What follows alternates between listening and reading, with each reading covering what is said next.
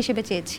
আপনি তো একবারও ভয়েস রেজ করেন নাই, তাহলে কি ভয়েস রেজ না করাটা ডেফিনেটলি ভয়েস রেজ করতে হবে, আপনাকে অধিকার, আপনার অধিকার সময় জানতে হবে।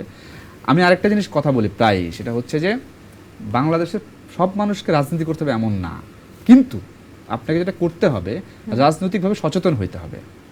মানে আপনার বিরুদ্ধে অন্যায় হচ্ছে, আপনার বিরুদ্ধে ন্যায় হচ্ছে, কিংবা আপনাকে কেউ দমিয়ে রাখতেছে, এইটার বিরুদ্ধে আসলে ভয়েসটা রেজ করতে হবে, আপনাকে কথা বলতে হবে। এই পুরো আন্দোলনের সময়টাতে দেশের ৩-৪টা পত্রিকা 5টা পত্রিকা একদম সত্য যেটা সেটা লিখে গেছে, পক্ষ নেয় নাই।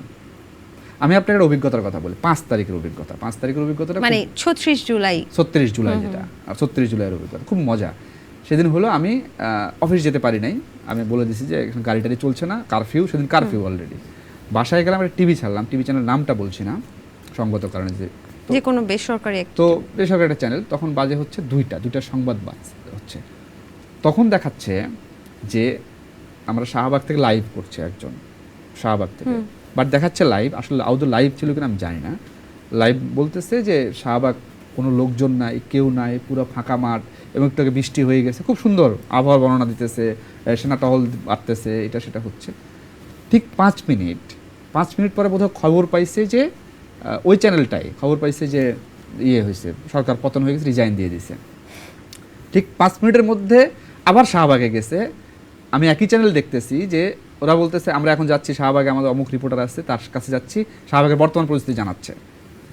সে বলতেছে শাহবাগে মানুষের ঢল নেমেছে এবং তারা খবর পেয়েছে যে প্রধানমন্ত্রী পদত্যাগ করেছে, উনি পালিয়ে গেছে, এইসব নিয়ে।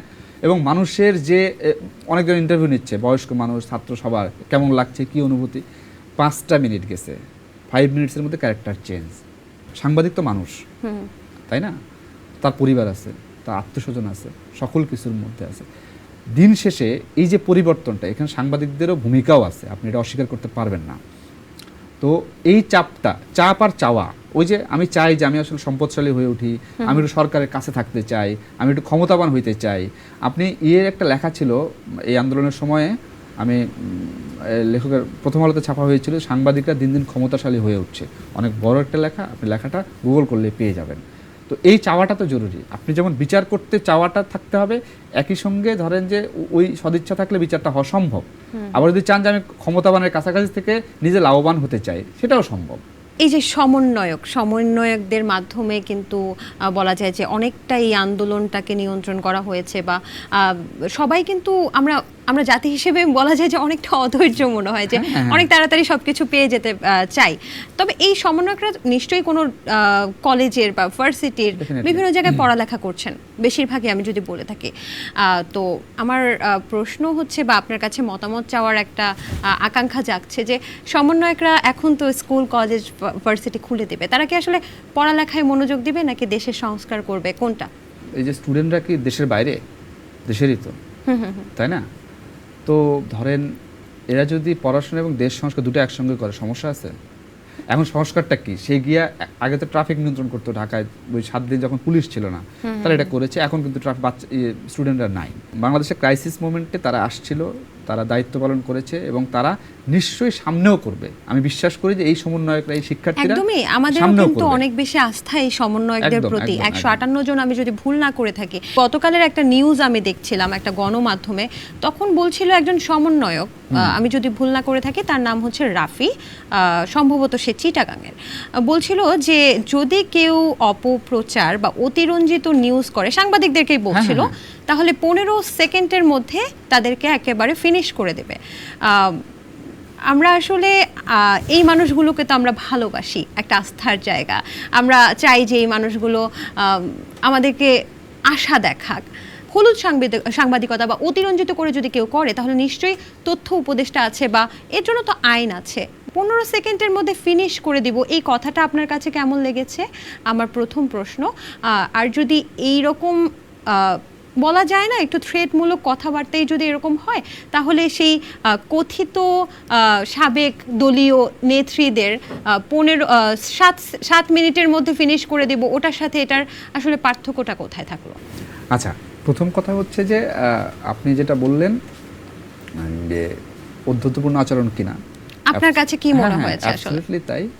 আর আরেকটা জিনিস হলো, সাংবাদিকতার যে কোনো মানুষই যে কোনো জায়গায় কথা বলে, নিশ্চয় কোনো কারণ আছে।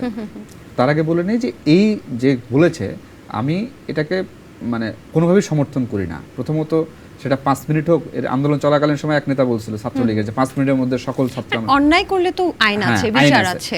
কিন্তু ঝামেলাটা হয়েছে কোথায়? ধরেন গত 15 বছরে আইন তো আসলে আইনের জায়গায় নাই। আমি খুব সহজ করে বলি, ধরেন যে কোনো আন্দোলন দমানোর জন্য নেতারাই বলতো আমাদের ছাত্রলীগই যথেষ্ট, বলতো না?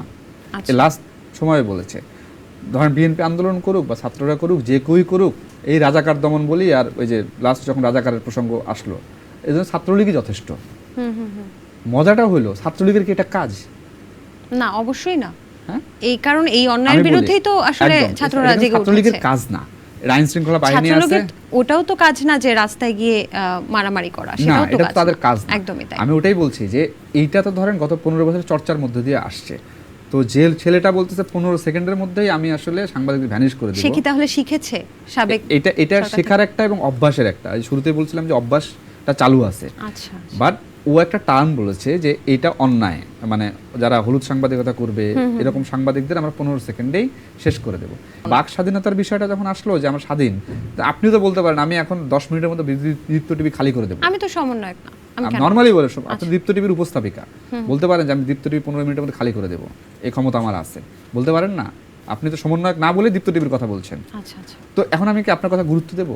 ধরেন আমরা যতটুকু পড়াশোনা করে জেনেছি যে 71-এর পর যখন বিজয় আসে, তারপরেও কিন্তু একটা দেশে এক ধরনের বিশৃঙ্খল অবস্থার মধ্যে ছিল, দুর্ভিক্ষও হয়, তারপর দুর্ভিক্ষ হয়েছে, যেগুলো আমরা অনেক কিছু জানি না, হয়তো আমাদের যেভাবে গত 15 বছর ইতিহাস শেখানো হয়েছে, বলানো হয়েছে, সেটাই জানি।